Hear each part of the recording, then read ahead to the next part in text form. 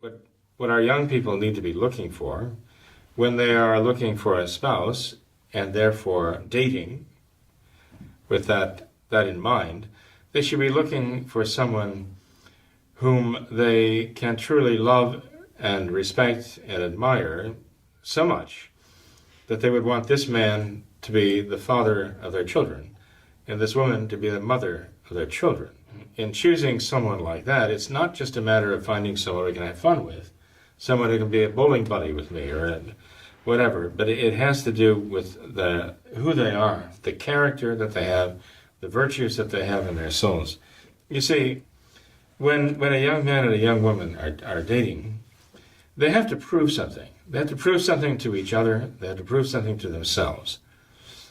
I won't go so far as to say they have to prove something to God, but they should look upon the dating process as not only an opportunity to discover about somebody else, their goodness, their weaknesses, but it's important that they discover about themselves who they are.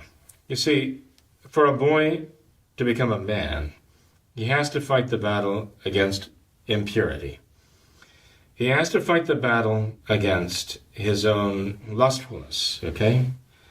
And he can only really achieve manhood by dealing with that. In the old days, when I said the knights of old, the olden days, the dragon represented that. The dragon represented the vice of lust. The fire-breathing dragon represented the vice of lust. And what would the young knight do? He would go out valiantly to win for the fair damsel in distress, his bride. He would win her by fighting the dragon and slaying the dragon. And it signified his overcoming of that weakness of lustfulness in him, that he would develop within him the virtue of purity of heart. This was the great quest. This was the great battle he had to fight to be worthy of being considered a knight, really.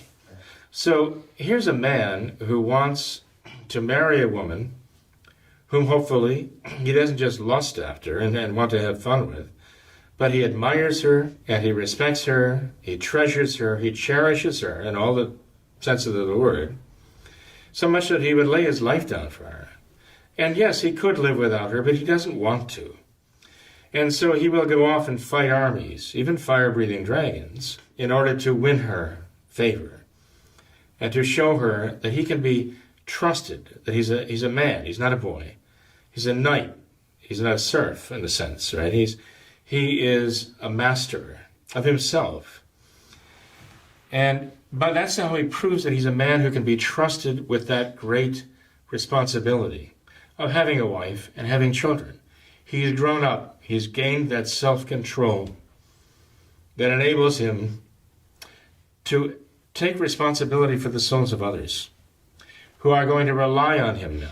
Okay, we're going to rely on him to defend them, to protect them, to guide them, not only in the temporal welfare, but in the spiritual welfare too, as a head of their household. Okay, that's a tremendous responsibility. I don't know how many of our young men even come to realize that is what is involved in all of this. It's a sacred responsibility of a vocation before God.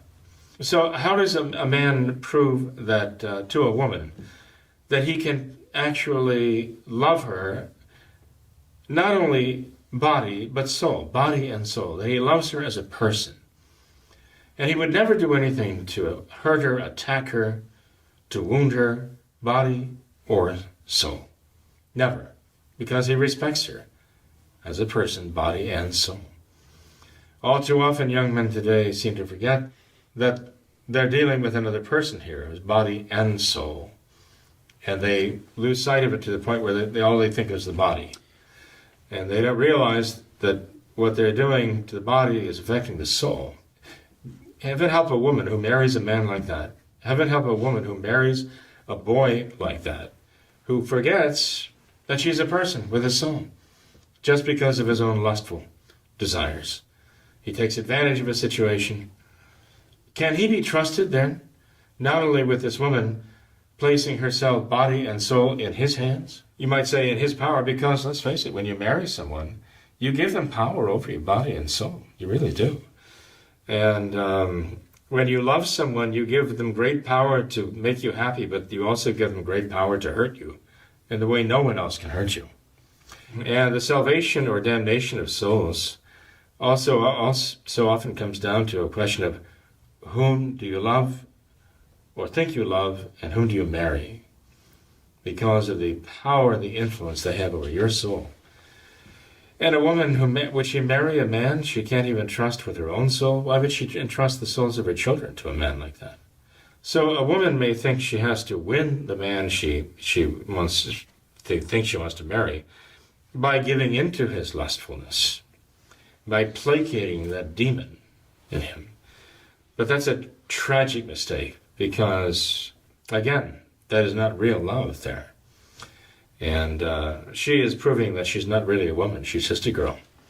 And that's the problem we have these days. Too many boys are marrying girls, and girls are marrying boys. They're not grown up.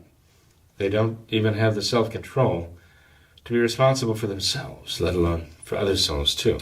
So I would say when a man is dating, when a woman is dating, let's show their manhood and their womanhood, that they are adults by showing that self-control they have.